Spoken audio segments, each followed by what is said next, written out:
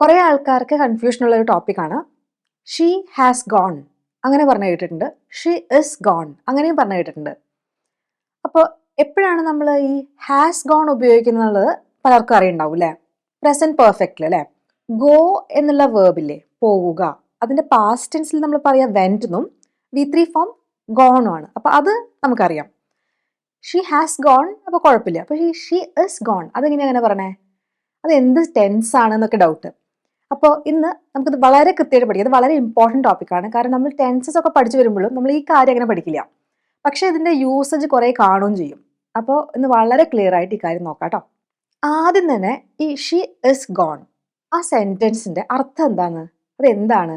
സാധാരണ നമ്മൾ അവളില്ല എന്ന് പറയില്ലേ?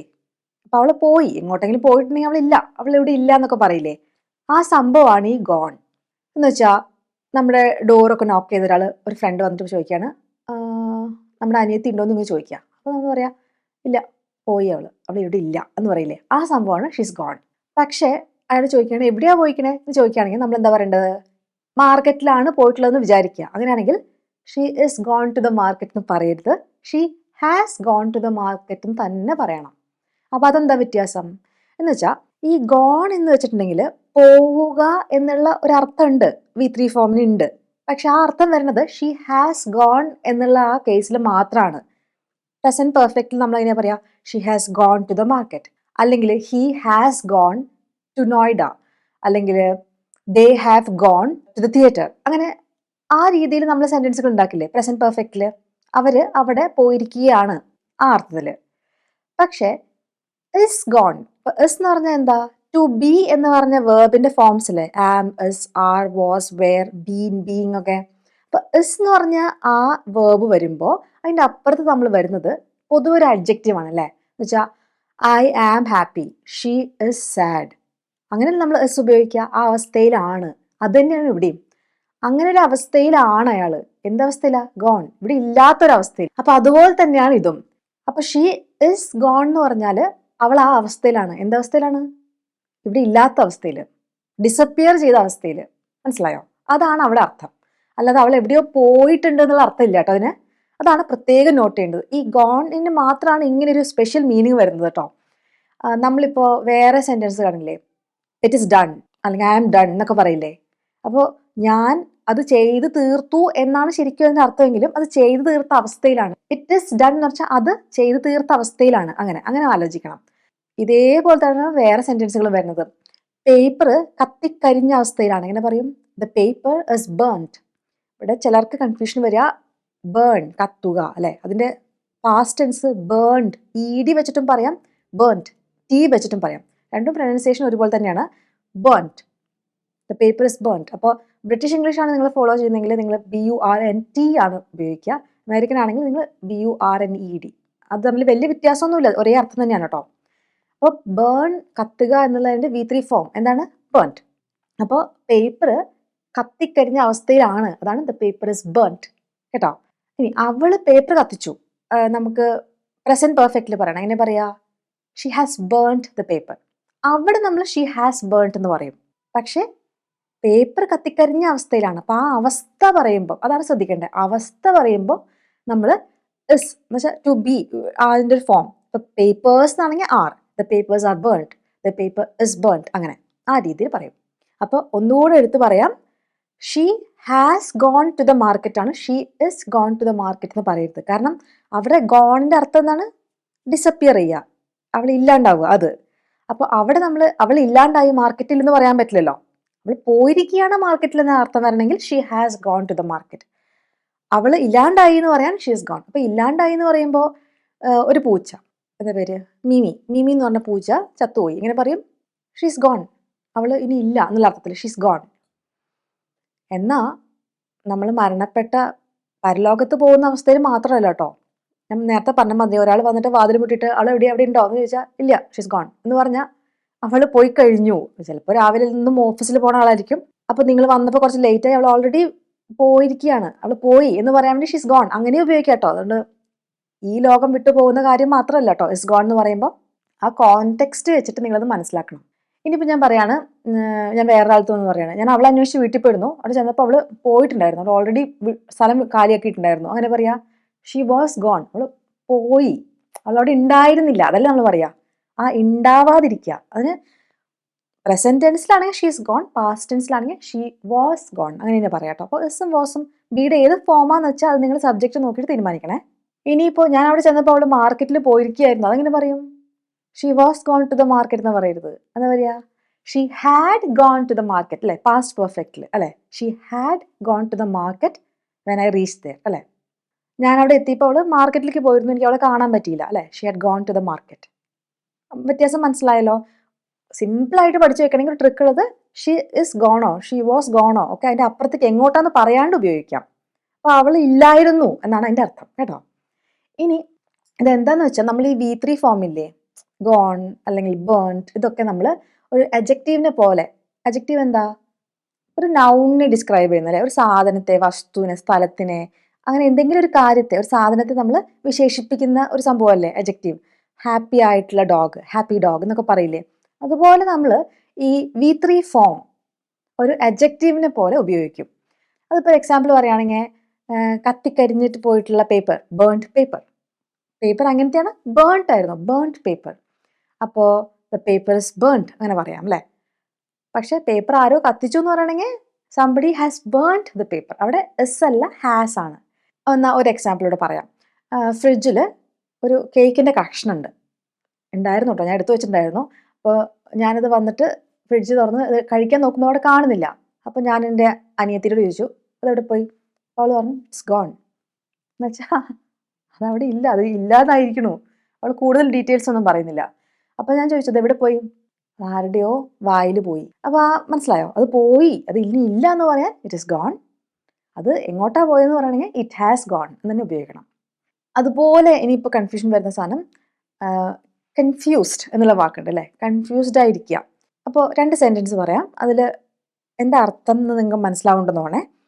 ഐ ആം കൺഫ്യൂസ്ഡ് അല്ലെങ്കിൽ ഐ ഹാവ് കൺഫ്യൂസ്ഡ്. ആ 2 സെൻറ്റൻസുകളും ഇൻകംപ്ലീറ്റ് ആണ്. ഞാൻ അതിൻ്റെ അപ്പുറത്ത് കുറച്ചുകൂടി ഡീറ്റെയിൽസ് പറയണം. പക്ഷേ ഇത് തമ്മിൽ അർത്ഥവ്യത്യാസം നിങ്ങൾക്ക് മനസ്സിലായോ? ഐ ആം കൺഫ്യൂസ്ഡ് എന്ന് പറഞ്ഞിട്ടുണ്ടെങ്കിൽ എപ്പോഴും ടു ബി കൺഫ്യൂസ്ഡ് എന്ന് പറഞ്ഞ ഒരു സ്റ്റേറ്റിലാവുക, ആ കൺഫ്യൂസ്ഡ് ആയ അവസ്ഥയിലാവുക. അതാണ് നിങ്ങൾ ചിന്തിക്കേണ്ടത്. ആരെങ്കിലും ടു ബി കൺഫ്യൂസ്ഡ്, ബിക്ക് പകരം ഏതെങ്കിലും ആ ബിയുടെ ഫോം ഉപയോഗിക്കുകയാണെങ്കിൽ ആ സ്റ്റേറ്റിലാണ്, ആ അവസ്ഥയിലാണ് എന്നാണ് അർത്ഥം. അതാണ് എപ്പോഴും ആലോചിക്കേണ്ടത്. ഐ എം കൺഫ്യൂസ്ഡ് എന്ന് വെച്ചാൽ ഞാൻ കൺഫ്യൂസ്ഡ് ആയിട്ടുള്ള സ്റ്റേറ്റിലാണ്, ഞാൻ കൺഫ്യൂസ്ഡ് ആയിട്ടുള്ള അവസ്ഥയിലാണ്. ഐ ഹാവ് കൺഫ്യൂസ്ഡ് എന്ന് വെച്ചാലോ ഞാൻ കൺഫ്യൂസ് ചെയ്യിപ്പിച്ചിട്ടുണ്ട്. ആരെ? അവനെ. I have confused him. അവൻ എന്തോ ചോദിച്ചപ്പോൾ ഞാൻ ആകെ അവനെ പറഞ്ഞ് ഒന്നും മനസ്സിലാവാത്ത വിധത്തിലാക്കി കൊടുത്തു. I have confused him. മനസ്സിലായോ? ഇനിയിപ്പോൾ ഞാൻ പ്ലാൻസിനെ കുറിച്ച് കുറച്ച് കൺഫ്യൂസ്ഡ് ആണ്, കുറച്ച് ട്രാവൽ പ്ലാൻസ് ഒക്കെ ഉണ്ട്, എനിക്കൊന്നും മനസ്സിലാവുന്നില്ല അങ്ങോട്ട്. അപ്പോൾ ഞാൻ എങ്ങനെ പറയാ? ഐ ഹാവ് ആണോ ഐ ആം ആണോ? പ്ലാൻസിനെ കുറിച്ച് കൺഫ്യൂസ്ഡ് ആയിട്ടുള്ള അവസ്ഥയിലാണ് ഞാൻ ഇരിക്കുന്നത്. I am confused about the plans അല്ലേ. ഐ ആം കൺഫ്യൂസ്ഡ്, ഞാൻ അവസ്ഥയിലാണ്. ആ അവസ്ഥ പറയുകയാണെങ്കിൽ ഐ ആം കൺഫ്യൂസ്ഡ്. ഞാൻ കൺഫ്യൂസ് ചെയ്യിപ്പിക്കുകയാണെങ്കിൽ ഐ ഹാവ് കൺഫ്യൂസ്ഡ്. ആരെയാന്ന് വെച്ചാൽ അവരെ. ഓക്കെ. അതുപോലെ തന്നെ ഈ V3 ഫോം നിങ്ങൾക്ക് കുറേ കാണാൻ പറ്റും. ഇപ്പോൾ ഈ പൊട്ടിത്തകർന്ന ചില്ലുകൾ എങ്ങനെ പറയും? Shattered glass. കേട്ടോ, ഷാറ്റർ എന്ന് വെച്ചാൽ പൊട്ടിക്കുക, പൊട്ടിച്ചെതറാണ് ഷാറ്റർ ചെയ്ത അവസ്ഥ എന്ന് പറഞ്ഞാൽ. ഷാറ്റേർഡ് ഗ്ലാസ് എന്ന് പറഞ്ഞാൽ പൊട്ടിത്തകർന്ന നിലയിലുള്ള ഗ്ലാസ്, ചെറിയ ചെറിയ കഷ്ണമായിട്ടുള്ള ഗ്ലാസ്. അല്ലെങ്കിൽ വേവിച്ച മുട്ട എങ്ങനെ പറയും? ബോയിൽഡ് എഗ്സ് അല്ലേ. എഗ്സ് മുട്ടകൾ, അത് ബോയിൽ ചെയ്ത അവസ്ഥയിലാണ്, ബോയിൽഡ് എഗ്സ്. നിലത്ത് വീണ് കിടക്കണ ഇലകൾ എങ്ങനെ പറയാം? ഫോളൻ ലീവ്സ് അല്ലേ, ഫോളൻ ലീവ്സ്. അപ്പോൾ ഇലകൾ നിലത്തിങ്ങനെ വീണ് കിടക്കുകയാണ്, അപ്പോൾ എങ്ങനെ പറയാം? ദ ലീവ്സ് ഹാവ് ഫോളൻ, അല്ല ദ ലീവ്സ് ആർ ഫോളൻ എന്നല്ല പറയാം, ദ ലീവ്സ് ഹാവ് ഫോളൻ. ആ മരത്തിൽ നിന്ന് അതിങ്ങനെ താഴത്തേക്ക് വീണിട്ടുണ്ട്. അപ്പോൾ ചില സമയത്ത് നമ്മൾ അതങ്ങനെ മനസ്സിലാക്കണം. ദ ലീവ്സ് ആർ ഫോളൻ എന്ന് പറഞ്ഞാൽ ഫോളൻ ചെയ്ത അവസ്ഥയിലാണ് ലീവ്സിനെക്കാളും. അവർ മുമ്പ് ഏതവസ്ഥയിലായിരുന്നു? മരത്തിൻ്റെ മുകളിൽ. അവിടുന്ന് പണ്ട് എപ്പോഴോ നടന്നു, അത് നിലത്തേക്ക് വീഴുന്ന ആ കാര്യം, ആ പ്രവൃത്തി സംഭവിച്ചു. അപ്പോൾ ദ ലീവ്സ് ഹാവ് ഫോളൻ എന്ന് പറയാം. അതുപോലെ ഒരു box, the box is opened ആണോ ദ ബോക്സ് ഹാസ് ഓപ്പൺഡ് ആണോ? അപ്പോൾ അത് ആ രീതിയിൽ ചിന്തിക്കാം. ദ ബോക്സ് ഇസ് ഓപ്പൺഡ് എന്ന് വെച്ചാൽ ഓപ്പൺ ചെയ്ത് വെച്ചിരിക്കുന്ന അവസ്ഥയിലാണ് ബോക്സ് അല്ലേ. എടാ അവിടെ ഒരു ബോക്സ് ഉണ്ട്, അത് നോക്കിയേ. അപ്പോൾ ചോദിക്കുക ഏത് ബോക്സാ? ആ തുറന്നിട്ടിട്ടുള്ള ബോക്സ് ഇല്ലേ അത്. ദ ഓപ്പൺഡ് ബോക്സ്, ഓപ്പൺ ചെയ്ത് വെച്ചിരിക്കുന്ന ബോക്സ്, മനസ്സിലായോ? ആ അവസ്ഥയിലുള്ള ബോക്സ്. എന്നാൽ ദ ബോക്സ് ഹാസ് ഓപ്പൺഡ് അങ്ങനെ എങ്ങനെ പറയാം? അതിപ്പോൾ എന്ന് വെച്ചാൽ ഇപ്പോൾ ബോക്സ് അടച്ചു വെച്ചിരിക്കുകയായിരുന്നു, പിന്നെ അതിൻ്റെ ഉള്ളിൽ നമ്മൾ എന്തെങ്കിലും ഒരു കെമിക്കൽ റിയാക്ഷൻ ഒക്കെ നടത്തിയിട്ട് ആ ബോക്സിൻ്റെ ഉള്ളിലത്തെ മർദ്ദം, പ്രഷർ നമ്മൾ കൂട്ടി, അപ്പം നല്ല മെല്ലെ ബോക്സ് തുറന്നു വന്നു. The box has opened. മുമ്പ് ക്ലോസ് ചെയ്തിരുന്ന അവസ്ഥയിലായിരുന്നു, ഇപ്പോൾ ഓപ്പൺഡ് ആയിരിക്കുകയാണ്. ദ ബോക്സ് ഹാസ് ഓപ്പൺഡ്, അങ്ങനെയുള്ള അർത്ഥത്തിൽ ഇത് വരിക. അതുപോലെ മെൽറ്റഡ് ചോക്ലേറ്റ്, ചോക്ലേറ്റിൻ്റെ അവസ്ഥ എങ്ങനെയാണ്? മെൽറ്റ് ആയിട്ടുണ്ടത്. അപ്പോൾ മെൽറ്റഡ് ചോക്ലേറ്റ്, മനസ്സിലായോ? അപ്പോൾ ആ രീതിയിൽ നമ്മൾ അഡ്ജക്റ്റീവായിട്ട് പക്ഷേ ചോക്ലേറ്റിനെ ഡിസ്ക്രൈബ് ചെയ്യുന്നതല്ലേ, എങ്ങനത്തെ ചോക്ലേറ്റ് ആണെന്ന് പറയുന്നതല്ലേ, മെൽറ്റഡ് ചോക്ലേറ്റ്. അപ്പോൾ ഇത് മനസ്സിലായി നിങ്ങൾക്ക്? അങ്ങനെയാണെങ്കിൽ നമുക്ക് കുറച്ച് എക്സാമ്പിൾ സെൻറ്റൻസസ് നോക്കാം. ഞാൻ ചോദ്യം ചോദിക്കാം, നിങ്ങൾ ഉത്തരം പറയണേ. ഡോറ് പൂട്ടിയിട്ടുണ്ട്, എങ്ങനെ പറയാം? അപ്പോൾ ഡോറിൻ്റെ അവസ്ഥ പറയണേ, പൂട്ടിയിട്ടിരിക്കുന്ന അവസ്ഥയിലാണ്, എങ്ങനെ പറയാം? ദ ഡോർ ഇസ് ലോക്ക്ഡ്, അല്ലേ? ലോക്ക് ചെയ്യപ്പെട്ട അവസ്ഥ, ലോക്ക്ഡ് ഡോർ, അല്ലെങ്കിൽ ദ ഡോർ ഇസ് ലോക്ക്ഡ്. അവള് ഡോർ ലോക്ക് ചെയ്തിട്ടുണ്ട്, എങ്ങനെ പറയാം? She has locked the door. അപ്പോൾ ഇത് ഹാസ് അങ്ങനെ എടുത്തു പറയണമെന്നില്ല, കോൺട്രാക്ട് ചെയ്ത് നമ്മൾ പറയില്ലേ, she has locked the door. അപ്പോൾ ഷീ ഈസ് അപ്പോസ്ട്രോഫി എസ് അത് ഇടുമ്പോൾ ഒന്നില്ലെങ്കിൽ ഷീ ഹാസ് ആവാം, അല്ലെങ്കിൽ ഷീ ഇസ് ആവാം. അത് ആ സെൻറ്റൻസ് നോക്കിയിട്ട് നിങ്ങൾ മനസ്സിലാക്കണം.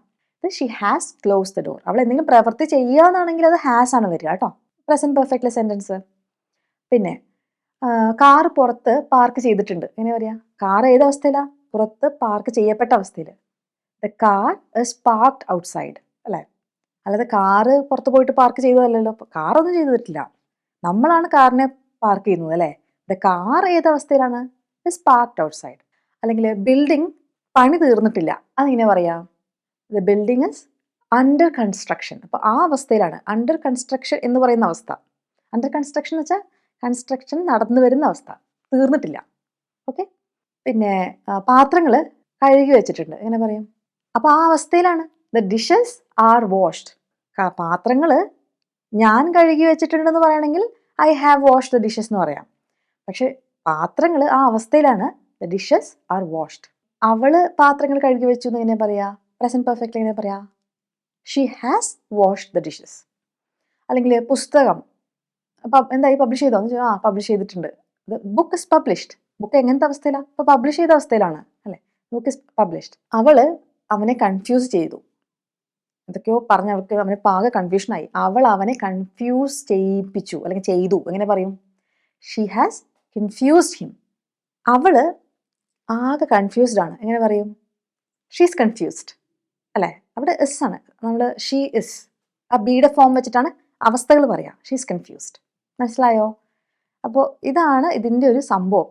ഇസ് ഗോൺ എന്ന് പറഞ്ഞാൽ ഇപ്പം ഇവിടെ ഇല്ല, ആളില്ല എന്നാണ് അർത്ഥം. പോയി എന്നല്ല അർത്ഥം, ഇല്ല എന്നാണ് അർത്ഥം കേട്ടോ, അങ്ങനെ ഓർത്താൽ മതി.